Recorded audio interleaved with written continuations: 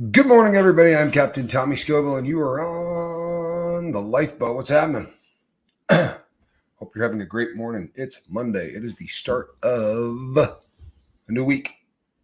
Always a good thing. Today, we're going to talk about something that is not my favorite subject, but I'll tell you what, it's important. It is important. And I'm going to start by telling you a story. I was going to Georgia, place called Gulf Shores. It was a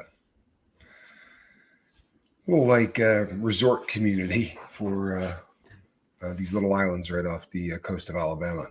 And I was going there. I was really young, but I was bringing a load of dope along with me on this trip for the purpose of dropping it off along the way to make some cash. And I had a crap load of people with me on this trip.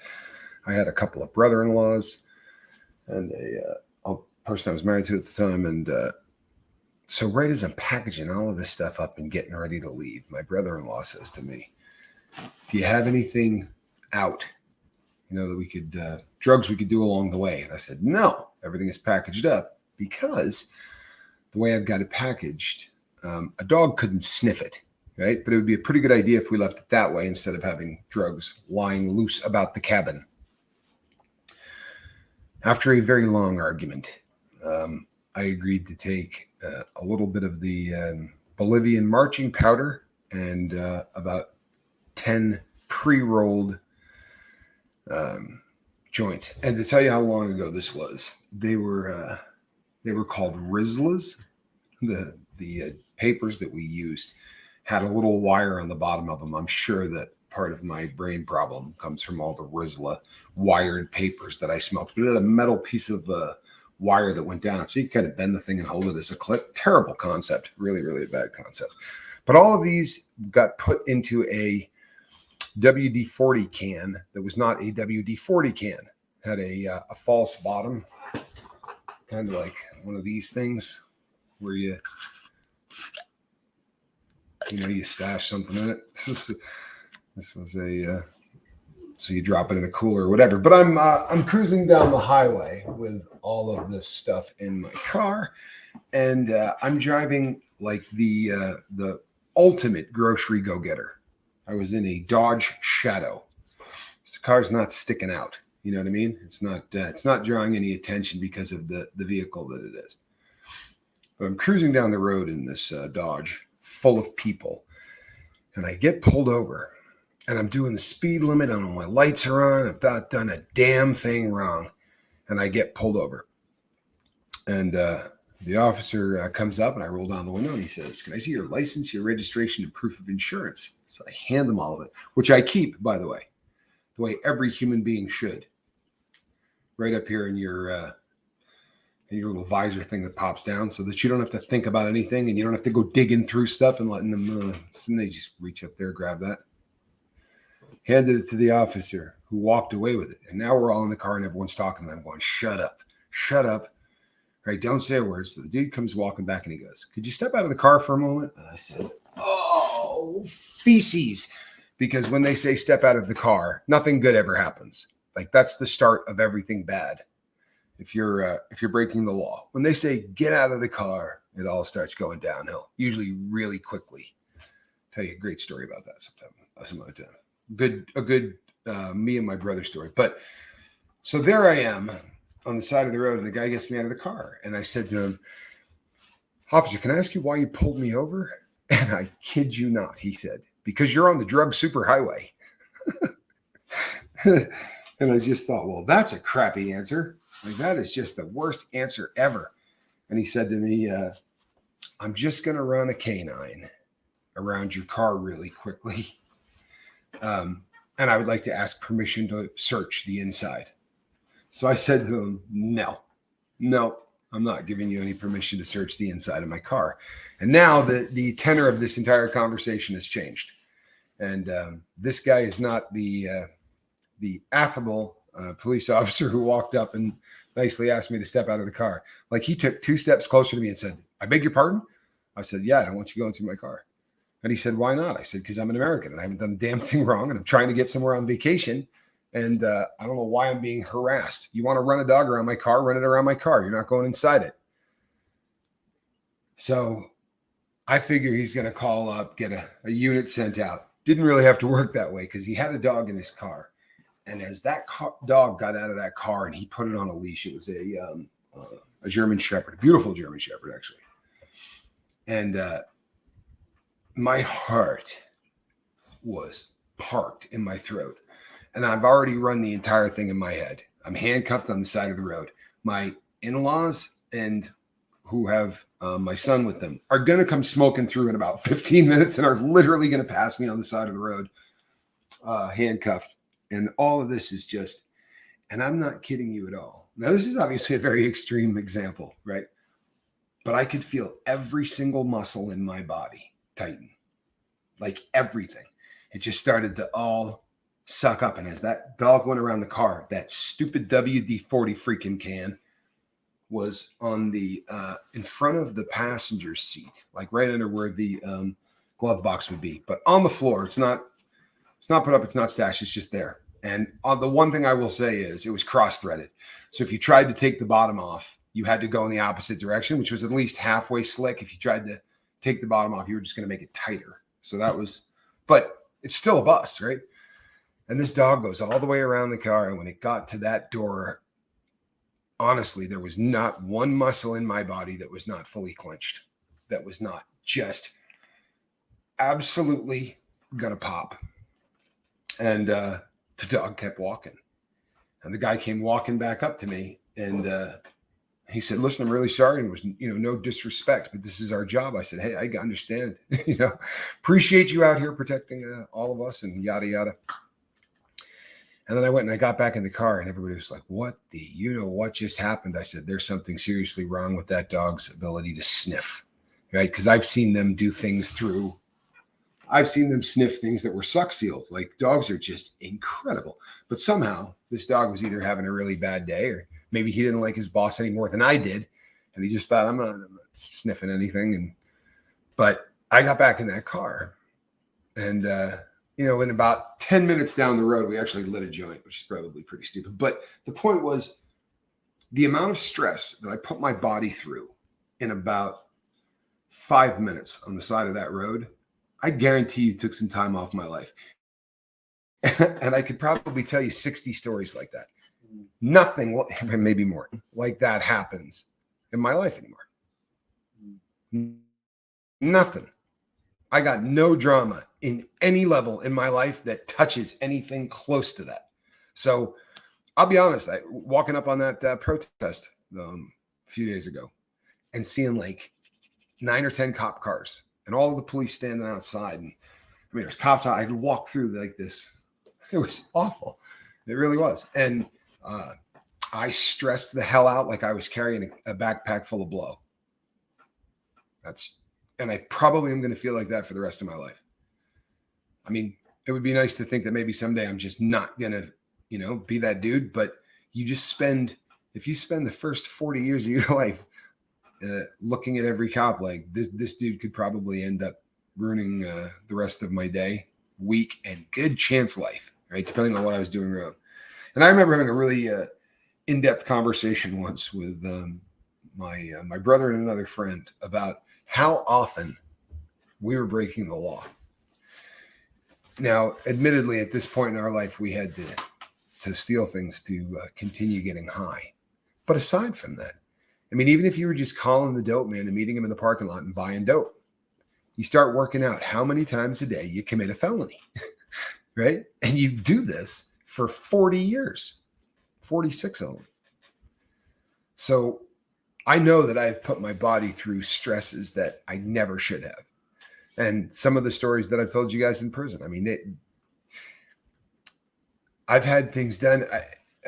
There was a period of time in a little jail in Nevada called Par Boulevard that they were not particularly pleased that they thought I had a relationship with my attorney.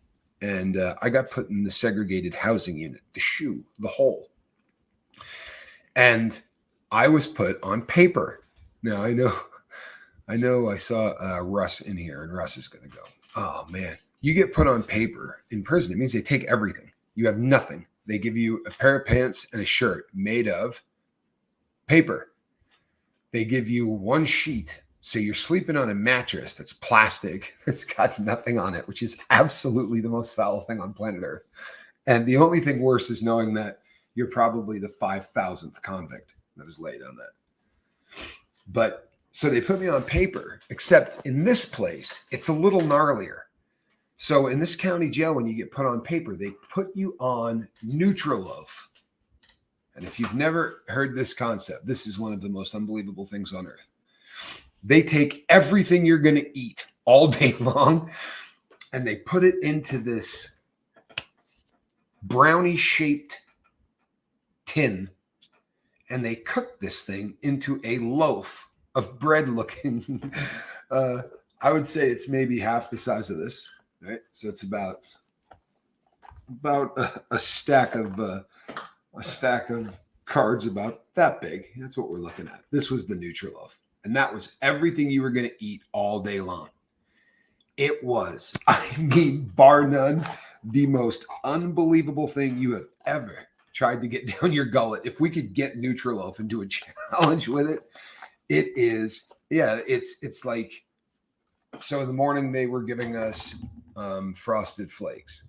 So that goes in there. In the afternoon, they would do these things they called cat food sandwiches, which was like I don't know. It looked a lot like cat food. But all of these things just get tossed in, and then they put some kind of like protein or something powder that holds all this crap together, some kind of bonding agent. And then they cook this thing into a loaf, and you get it once, right? They're not giving this to you 3 times a day. So you get one freaking meal a day, and it's this Nutriloaf crap. And I did this for 30 days. Jeanette Alley Squires. Well, thank you, Jeanette Alley Squires. Really appreciate you. Jeanette, were you at the rally? Did I meet you, Jeanette Alley Squires? I don't know. I feel like I may have met you. So put on paper the and eating Nutriloaf. This whole ordeal with them took 30 days. So for 30 days, I slept in a pair of paper pants and a paper shirt, and I ate all of my food, cooked and pressed into one. Oh, my Lord, Russ City did it for 6 months. Oh, I've never heard of anybody doing Nutriloaf for 6 months. You're a bad man, dude. You are a bad, bad man.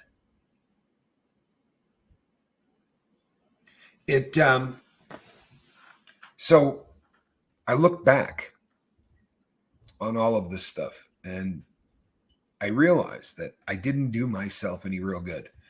And sadly, all of us do this at some level. And in the real world now, there's all kinds of stressors. So I went to this rally, which is really a great time. And if you were watching it live with me, there was a point that I turned off the camera because I wanted to go say hi to the Jane Does, and we didn't want them on. They didn't want to be on camera. So I kicked that off, and I was thinking to myself, the stress that they put them through to go themselves through to go to that. I mean, it's ground zero for the two of them, but they felt strongly enough that they needed to go out. I'm not putting that kind of stress on my body. Fortunately, I'm not. There's nothing going on in my life that is that should be putting me through the kind of stressors that I was going through back in the day, right? But if you let this stuff build up, and if you let it start working on you, your body's going to get to the same place from the stupid things that happen at work, at the office, or whatever, just in life. If you do not work a way out that you can actually work through some of the stressors that we build up in our life, then you're going to be physically where I was on the side of the road with that cop hooking his dog up to go sniff my car. Sadly, that's the truth. Whoa. How good is that? That a girl snot face? Don't you just love saying that a girl snot face? Seriously, where are you going to get to say that? right? At 5 o'clock in the morning. No, snot face. Seriously, that's fantastic. And you know what? Sometimes Mondays are great for that. I know people complain constantly about Mondays, right? Yeah, my brother's not a big Monday fan. No, you don't. Be honest. He says he loves Mondays. I don't love Mondays. Anyway, it is a golden opportunity, right? We only got to get through one freaking day to actually make it a good, solid week. I promise you. You knock a Monday out and you do it with any kind of form, and the rest of the week tends to fall into line, right? I promise you. That's good stuff, snot face. It really is. If you let stress build up in your body, it will beat the piss out of you. I'm sorry. And it will get to a level that's a lot more than, well, I'm just not sleeping well, right? I mean, that crap happens when you're in your 20s and you're stressing yourself out and beating up your body. That's the 20s stuff. In the 30s, you start talking about, things like I'm getting really depressed or I'm really struggling. Like that's really when I started hitting my stride for mental illness really working me. And in my 40s, my body started to fall apart. Late 40s, but my body started falling apart bad. And I mean, I didn't live, even aside from the stupid stuff that I talk about with the drugs and all of that. Like I just, the skiing, and I didn't treat my body really well.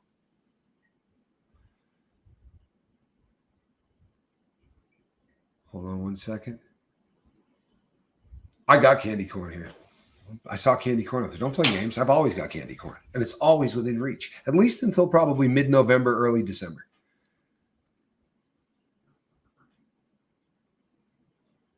Kathy, that's not healthy, hon. You can't allow that to happen.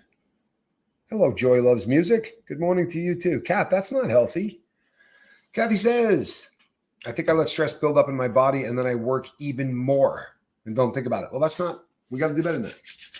You got to do better than that. Are you journaling? Write down in your journal, right? On the top, every single day, less stress, less stress. Start your day writing down less stress. Bizzle says, question, how many different times have you been arrested? I don't have any idea. That is the truth, Biz. A lot. 60? I don't know. 50, 60, something like that. A lot. I don't have any idea. I that would probably be something good to know, honestly. But I remember once just in one state where a guy pulled up like all of the times just at that place that I had a booking photo taken. And it was one of the most depressing moments of my life because it was like maybe 11 or 12 years worth of dirt. And it was photographed. And I looked, full head of hair. And it just looked a whole lot different. And you could watch the decline. And you could also, the worst part of it was you could watch this one. Honestly, like you would watch the decline as you could, I was obviously doing well, and then I started doing a little dope and got arrested for whatever, and then caught another one, and you could watch the decline in my face and my body, where all of a sudden it's just like, oh no, this dude's strung out. It's not the guy that they're taking pictures of 5 photos back. And then the next photo, I'm right, probably fresh out, looking really good, and in with a smile, ready to take on the world, and then back doing the same things. So sadly, it became a routine. And I think that happens to a lot of us. But Kathy, you got to get that stuff out of your body. Let me tell you the cool stuff that can happen to you if you don't. The physical side effects of stress. Stress can lead to increased blood pressure and heart rate, potentially contributing to cardiovascular problems. It may weaken the immune system, making you more susceptible to illness and infections. And what am I, 2 months ago? 2 months ago, I had some serious problems with my ticker. Balake Richardson, good to see you. They were asking about you yesterday. They were like, where is Balake? I said, I believe in South Africa, if I'm not mistaken. But so yes, you were missed. You think from the 86 until 2015, I've had photos taken in 3 different states on my way to jail. I'm sorry, that's awful. I think back and I just want to throw up how crappy I was. You know what? I get that. I really do. And you know what? I'm glad that you said this, honestly. And I'm glad that comment's up there, because this is also something that I think it's really. Oh, Cece, come on. Welcome to the lifeboat. Cece, welcome to the lifeboat. Glad that you're here. Yeah, people. This is a really excellent crew of people, to be sure. You're having to see a doctor about stress right now. Ben Turner, be your best advocate. If you are going to see a doctor about stress right now, Ben, please be your best advocate, right? There's nobody else that's going to be there for you.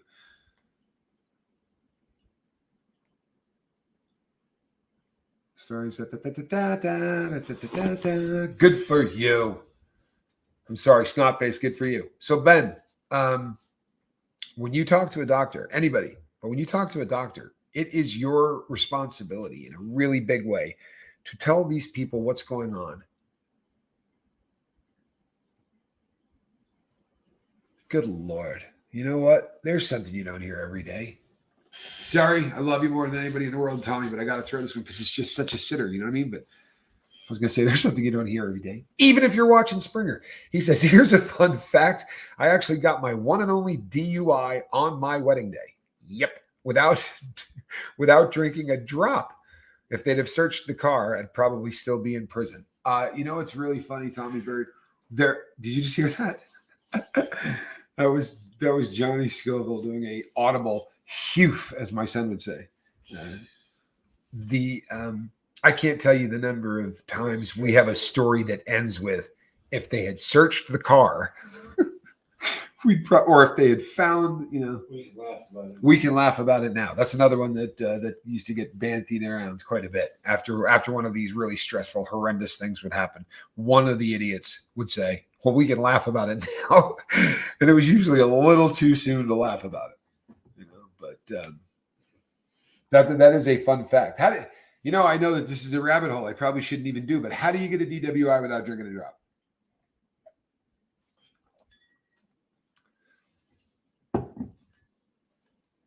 Getting shingles for my birthday let me know I was letting stress get a good foothold. I'm glad that you brought up shingles because it is something that stress is linked to in a huge way, right? How bad is that? One more thing. Allie Grimes, 13 years clean?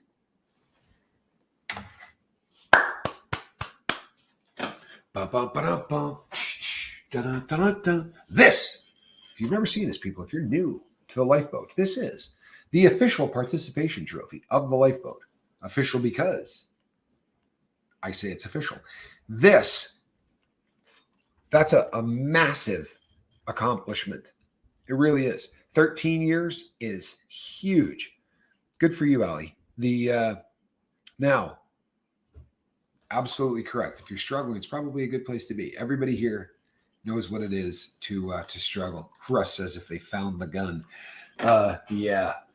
Honest to goodness, like I got a story that's just so righteous that way, but I'm not doing it tonight. Maybe I'll do it. I mean, I'm not doing it today. Maybe I'll do it tonight. It's a story that will take over an entire live feed.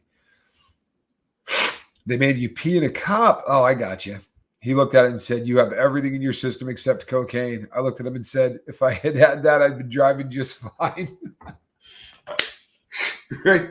That's the one I needed. I was on my way to get it. Stat. We had a friend in Texas that used to say that whenever somebody would get like really liquored up or started, you know, you'd start getting someone that's fading, he would yell like he was in an emergency room. We need 2 grams of cocaine. Stat. This man's fading. Yeah, you see, Russ, the smart people did stuff like that. Russ said he used to have a really strong magnetic box, and he used to put everything in it and slap the thing to the engine block, which is a great idea. It really is. It's a great idea. There were parts of my life that I was so careful in, and I was honestly like took such good care of. And then there were parts of my life that were just, and I know because I've talked to so many people that have been through similar stuff in their lives. But like I was a guy that I could have 400 grand in the bank, and I was not going to pay my speeding ticket. I wasn't going to mail it in. I wasn't going to go to court. I was going to get the speeding ticket. I was going to toss it into the glove box, and I was going to forget about it. And that's just how I lived my life for so long that if I got pulled over, there was a warrant waiting for me.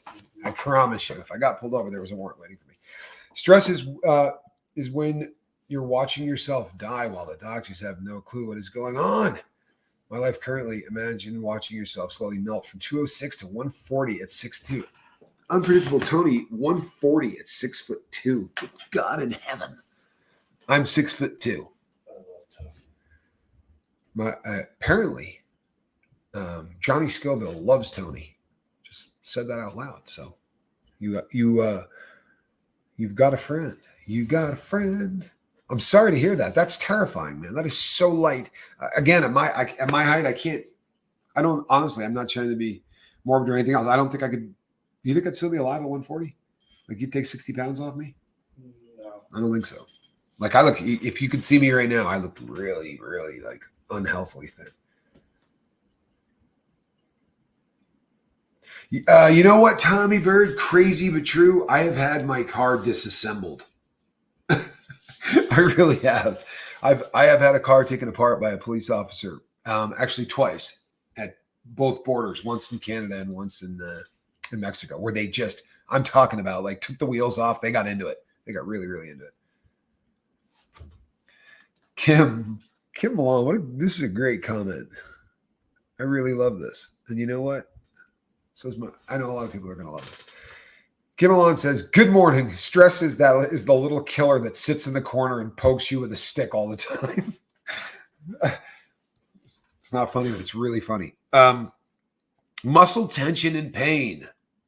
Stress can cause muscle tension, leading to headaches, neck and back pain, and overall muscle soreness, including migraines. And again, this is cumulative, right? Stress is absolutely cumulative.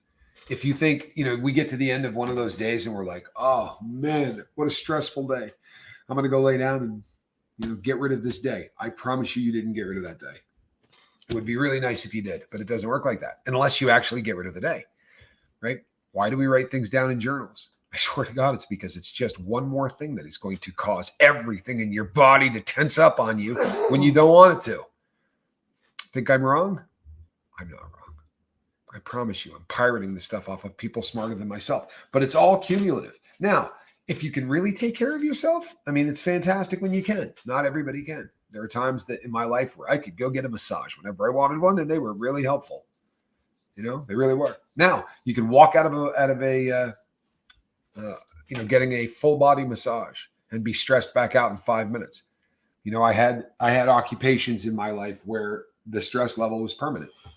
And no matter what you did, but I have learned since then that the most important thing for me, if I want to not be stressed out and live like that, is journaling.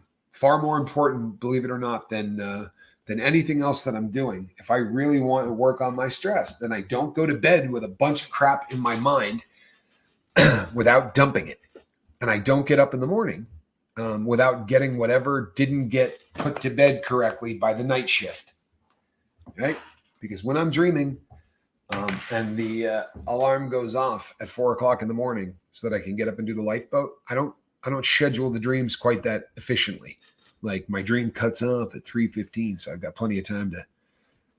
It doesn't work like that for anybody. So very often our brain is not done processing all of the stuff that it was going to get done during the night shift. Right. And then you wake up in the morning and you smoke out the front door and you're starting your day messed up before you even get rolling. So it's a huge thing to start working on the stuff that will actually prevent all of these bad things that I'm talking about. Migraines suck, right? All of the things that happen from your muscles doing this number suck.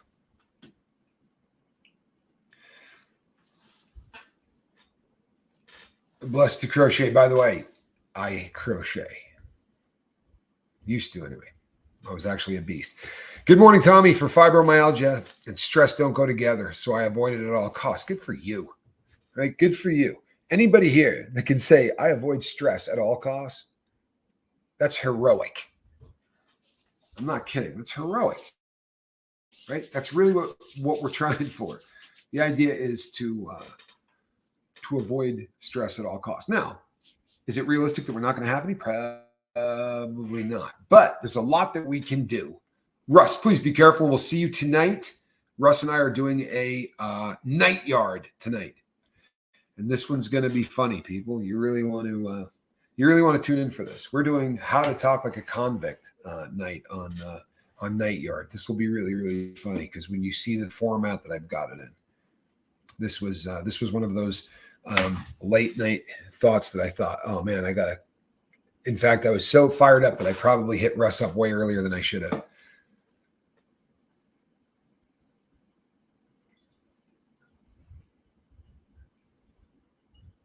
Cece says, stress is in our thoughts. I learned to have the ability to change my thoughts at will. Cece, that is a beautiful thing.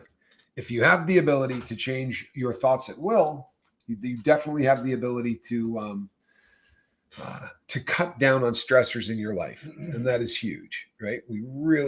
Carrie Berry's mom, good to see you. Anyone who can avoid stress is not married. You know what? I kind of want to take a picture of that. I'm sure if I put it up, someone's going to be bummed out, but I'll go back. I'll screenshot that later because I think that's pretty funny. My dad would have said that. Love the hell out of my mom, but he absolutely would have been the one to say that. Obviously, you're not married, right? Would have been one of those things that my dad said. Gastrointestinal issues are caused by stress, and it can disrupt the digestive system, leading to problems such as stomach aches, indigestion, and IBS, irritable bowel syndrome. Crochet does help. Absolutely, it does. There's a reason that they encourage the hell out of crochet in prison. It's not an accident, right? It really is. It's very, very relaxing. And there's something rhythmic. Like if you've never crocheted, there's a rhythm to it. And if you would just go by, and I'm sure Russ can attest to this, but you'd go by and see like 5 or 6 of the biggest convicts you've ever seen in your life with headphones in, just rocking out and crocheting, all of them sort of, grooving to the beat. Oh my goodness. Whoa, cat. We had 9 funerals in the first 9 months of my marriage. Good Lord in heaven. Doctor asked if I need anything for it. I said, no, I was going to knit my way through it. Good for you. God bless you. Good God in heaven. I am sorry for the multitude of losses. That's, you know what? I had a run like that out of high school. When I first got out of high school, everybody I knew started dying. And it was, squirrel behave would be nice. It's not going to happen.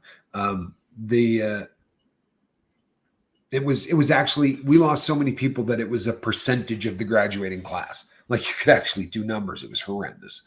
But we grew up in a small town, and I'm not going to go down that rabbit hole. Good God, we could be there for weeks. Not gonna do it.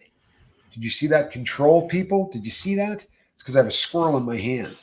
Kept me from squirreling off, so to speak. Keep your tail out of the. Please, not cooperating at all. I go on a road trip and I come back and the cat is just turned into little Satan kitty, and I blame Johnny.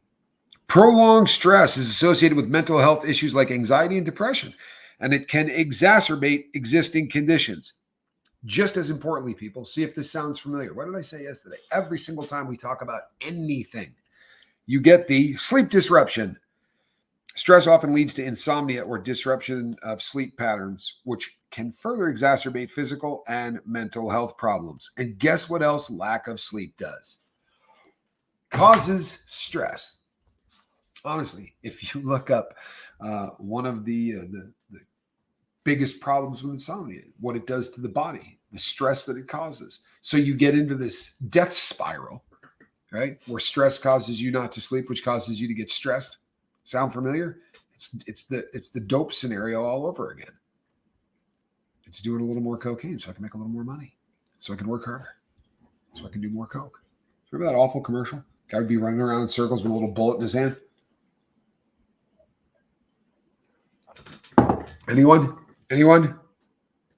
Bueller? Nothing? I got nothing. It's all right. It's all right. Maybe it's that 30-second delay.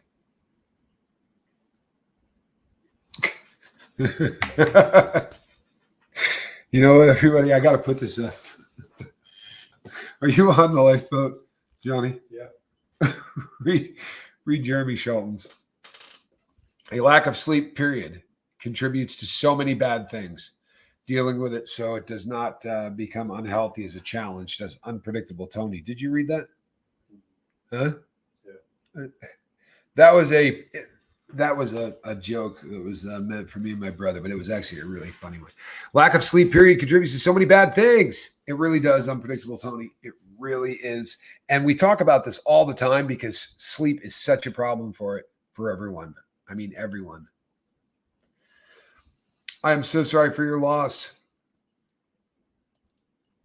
And you know what? That's everybody. I think everybody goes through this where, you love the hell out of your family, but Thanksgiving's tough. And that, I mean, you bring everybody together and it's just, my dad was a beast. He really was. My dad was so fantastic about handling things like this. And I don't mean that he was always perfect, because he wasn't. Like, he would come up, but he knew it was coming. He would come up to me ahead of time and be like, this day is going to stress me out.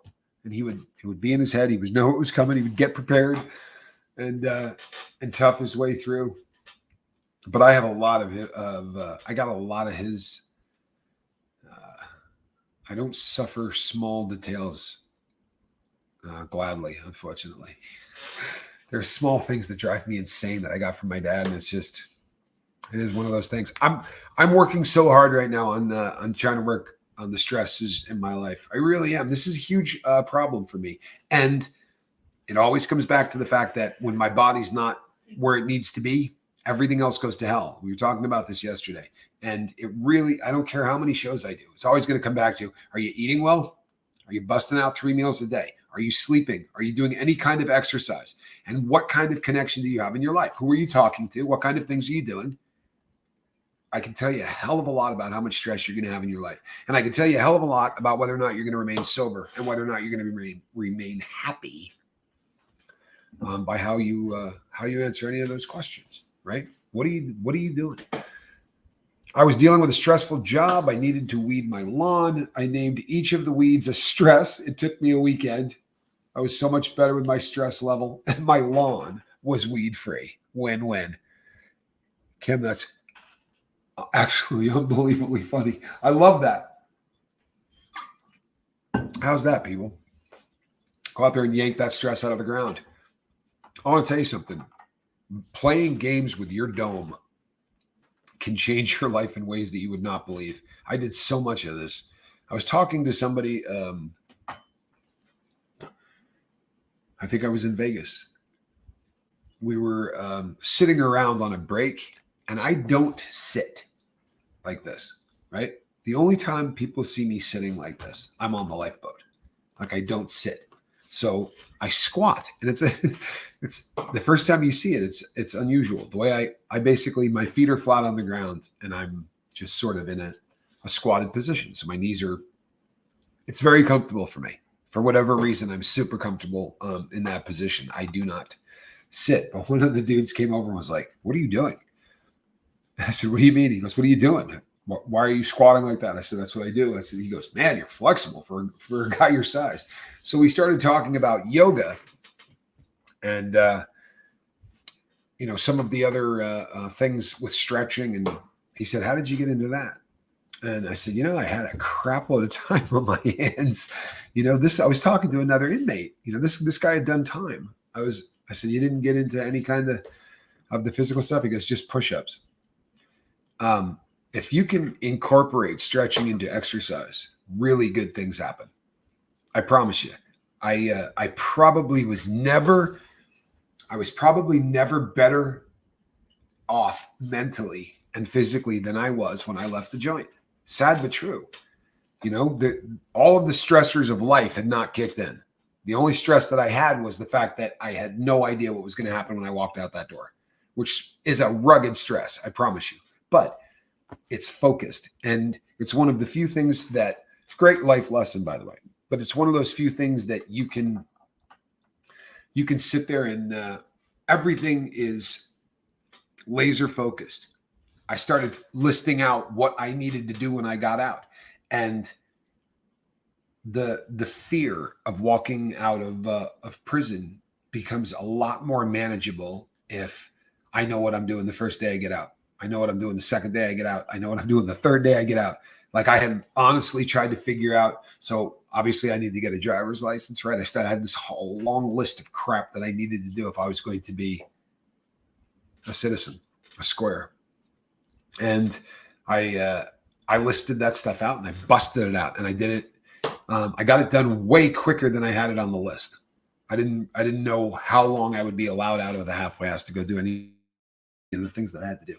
But looking at a problem and saying, how can I bust this down into little manageable things? Again, if you're not putting a pen to paper every single day of your life, you're not going to have the life that you should have had. Did you get that? If you're not putting a pen to paper 365 days a year, preferably twice a day, minimum, then you're not going to live the life that you should live. There is nobody on this earth who's winning a Nobel Prize that isn't putting pen to paper multiple times a day. There's nobody on this planet that is wildly successful that is not putting pen to paper multiple times a day. It's a fact, right? Successful people journal. Successful people make lists. Successful people write down their goals. And then they write down what they're willing to do to get those goals, to make them happen. If everybody in the world who is successful does it, and you're not doing it right now, you're listening to the sound of my voice and you're going, yeah, I don't do any of that. Why that? Heck not. Why the heck not? Boy, I'll tell you what, it changed my freaking life.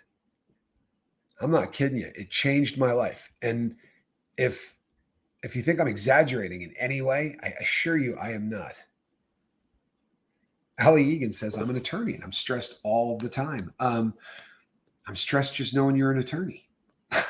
I'm kidding. I was married to an attorney once, and that was stressful.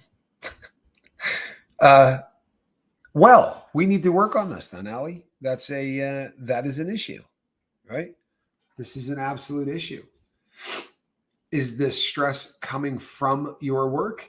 Because if the job itself is stressful, I mean, I used to wonder whether or not my attorney felt any stress. I don't mean the one that I married, but I had an attorney, like the last time I had to hire an attorney. I'm not going to just rough this guy up, but it wasn't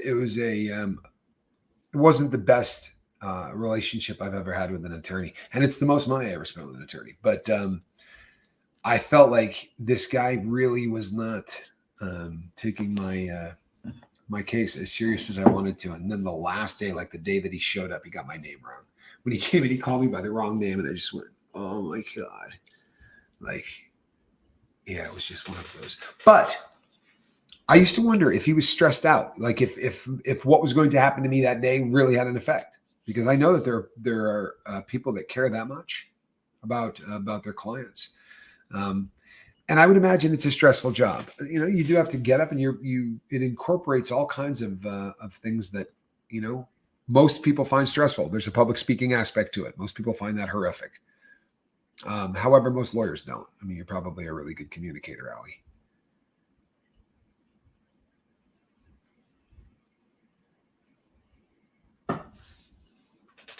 Kim says, I've been on this planet a long time, so I've learned a lot of stress tricks so I could change up if one is not working on a stress. I love this. I really do. I freaking love this. I have been on this planet so long, I have learned a lot of stress tricks so I can change up if one is not working on a stress. So if you got a stress that is driving you nuts, you should be going through the bag of tricks. It's honestly, it's just like the sobriety bag of tricks. It really is. And this is the reason that I say it doesn't really matter what the hell your drug of choice is, or if you have a drug of choice, right?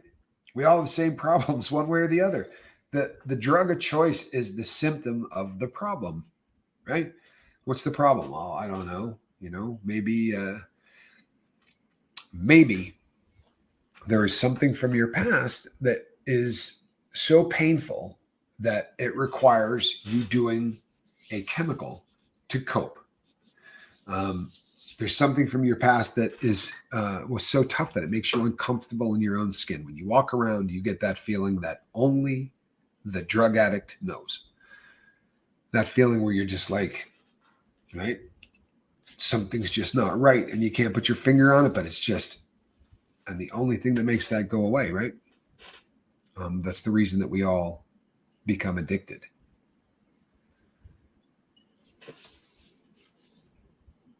Hold on one second.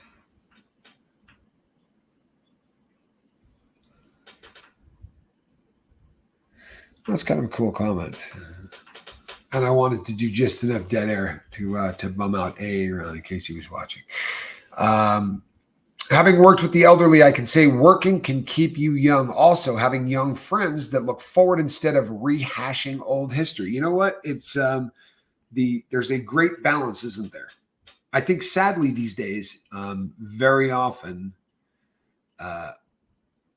we're really good at the looking forward thing. I feel like one of the greatest things I ever did, and I will credit my ex with this, but my ex was big to going down to there was a place in the city that we lived in that was like a retirement community, almost like an old, yeah, I guess you would call it a retirement community, but it was just for veterans. And we would go down there and on the weekends and just bring donuts or whatever and go in and talk to people there, because a lot of them just had no family.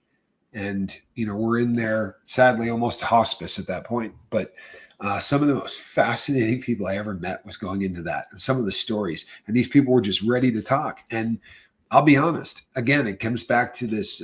We talk all the time about the fact that, we talked about psychosomatic pain versus real pain. It's a chemical process going on in your mind. Doesn't matter which one's which because it feels the exact same, right? So we get a feel-good dose of chemicals in our brain when certain things happen.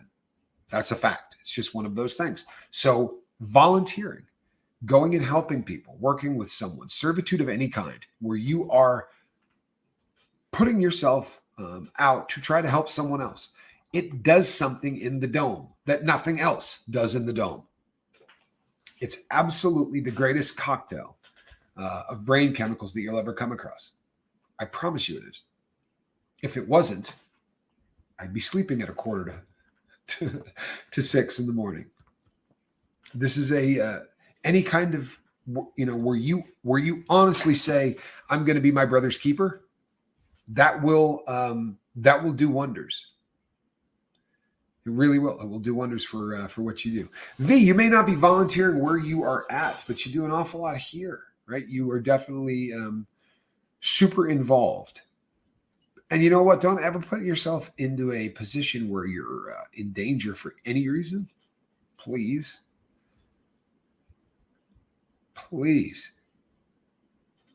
It's, taking care of yourself. Please. It's down to 42 degrees. Time to start making all my favorite fall soups. Makes everything better. Where are you that it's down to 42 degrees?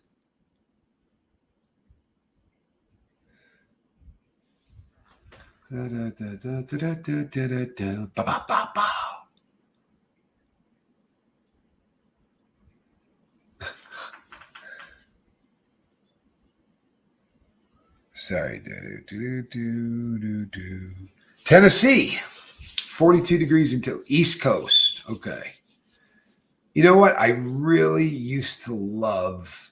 I used to love fall. The East Coast was such a great place to live this time of year. We would get so excited about watching it go from from fall to winter. It was we were waiting on that snow. That very first snow of the season. You know what I mean? You'd have skis out. You'd be getting everything ready for the season. Hello, Stephanie. Good to see you. Glad that you're here. Welcome to the boat. Yadi, glad that you're here. Cold fronts in the Northeast. And if you've never lived through the nor'easter, those storms that come up through that region in the wintertime are absolutely incredible. Sadly, it will be 30 here in a month or so. Ben, I don't think it's going to hit 30 here. Am I on Instagram? Me? Well, yes and no. No, I'm not, honestly.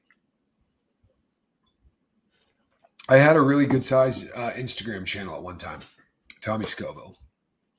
I don't remember what I got to, 10 or 11,000 people. It had gotten pretty big. But it took a lot of time. And I'll be honest, the crowd over there just got kind of, I don't know. I have so many people that, yeah, I couldn't handle another platform of people that liked or didn't like me. Having one was a challenge. I don't think I could do two. But I used to really dig it, but I don't anymore. I have an account out there. I haven't done anything with it in a really long time. I think it's down to like 4,000 or 5,000 people. A lot of people went away when I stopped posting. I think I stopped posting. The last post I did was the day that I did the speed run on the Tube of Terror. I think that was actually the last day I ever posted anything. Probably because it took 4 or 5 days to get right afterwards. I'm like, yeah, that was just I made an error. I made a vicious error on that day. All right, people. So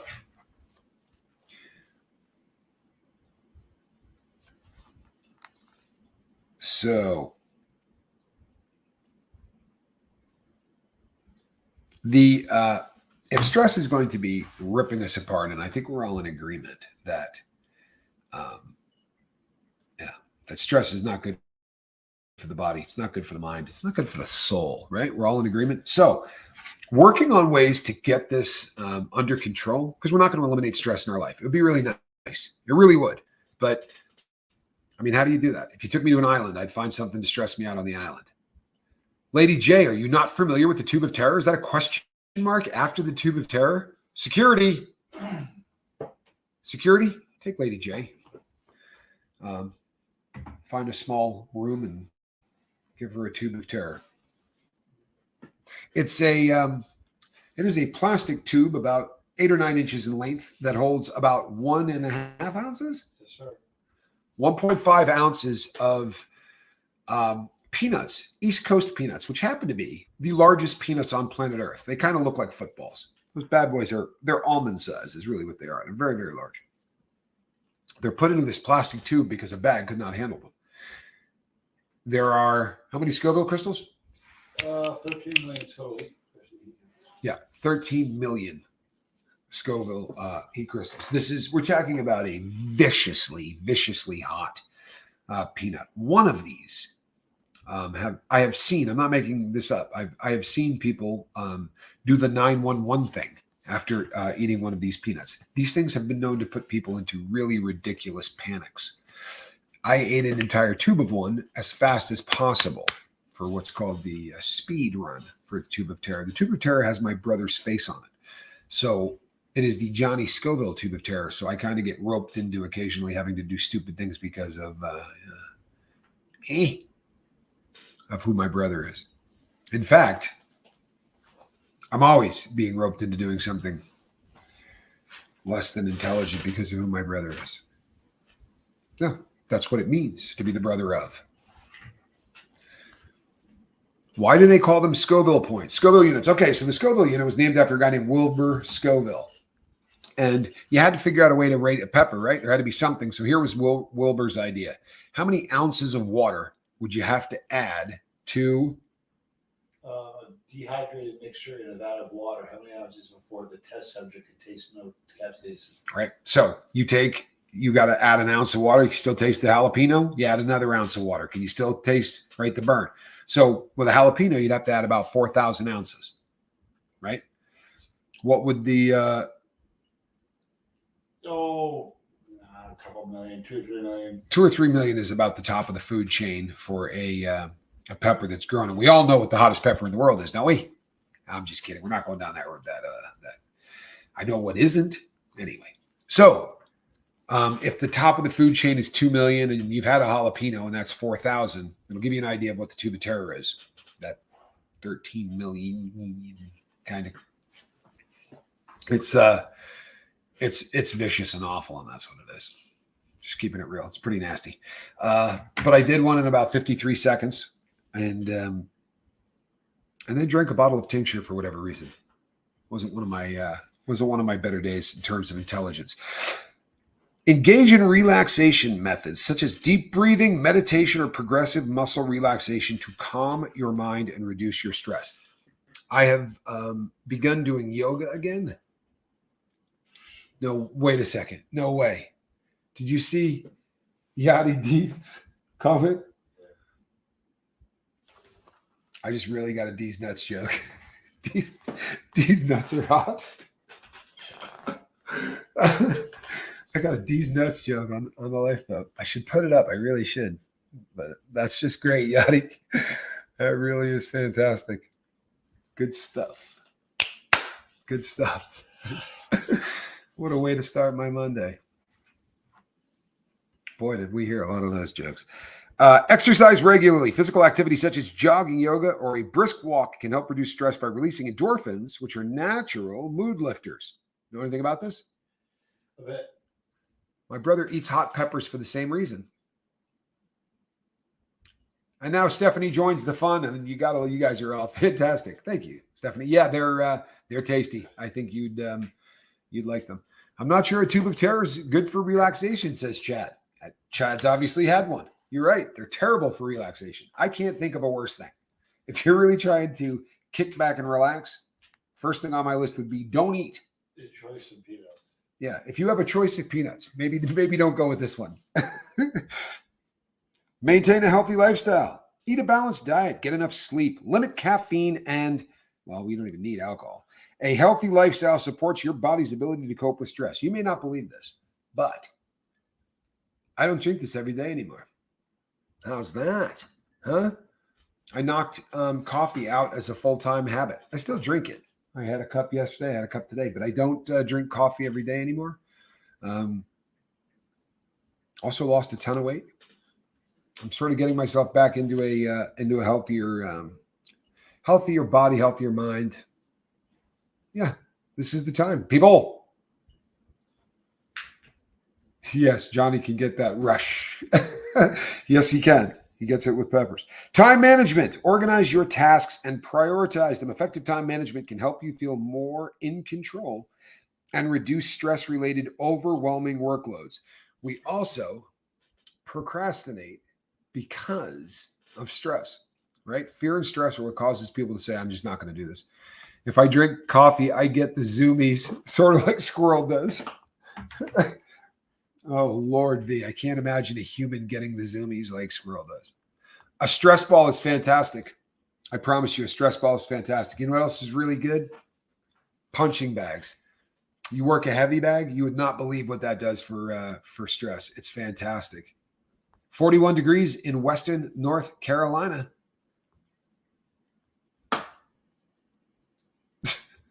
Tim says Foreigner's got a new song. 'Cause I'm... Hello, Zelda. Great comment. Great comment. 100 to 200 push-ups each morning for me helps reduce stress. Good Lord in heaven. 200 push-ups is a good morning. Yeah, there were definitely times where I was doing about 200 in the morning. That was a long time ago. I'd still do push-ups. I'm not doing 200 of them, I promise you. Karate. I know karate. And several other Japanese words. At-home MMA-style workouts are great for stress. No equipment needed. Snotface, true story. And if you can get someone that will roll around with you, that's really an unbelievable way to relieve stress. I did a bunch of that when I was in my late 20s and early 30s. I did a bunch of, we used to go to just a Brazilian jiu-jitsu place. But I'm buffering. Can I get a 5x5 from anybody else? Is that my buffering? Oh, it's 6:00. I got 45 seconds left. Seek social support, people. Last one. How good is that timing? Seek social support. Share your concerns with friends, family, or a therapist. Talking about stressors can provide emotional support and fresh perspectives. And then, of course, number 6, get your butt here a couple of times a day, right? Get over to the Facebook page, sign up. If you're not already on board on the Safe Harbor over on Facebook, it's not Facebook. It's the Lifeboat on Facebook, right? 2 completely different things. Okay. So don't tell me you hate it. I get it. High karate, says Jeremy Sheldon. I just got a high karate reference. I did. I'm more of a Old Spice guy, to be really honest with you. But there's nothing wrong with high karate. All right, people. I will be back. And I will be back probably before 5. I think I'm going to be doing, there'll probably be a lot actually going on today. Today's going to be a good one. Now, ready? I am Captain Tommy Scoville. And you see this with this big paw hanging out? Yeah? That is a cat in a basket. All right, everyone. Have a great day. See you on the next one. And that's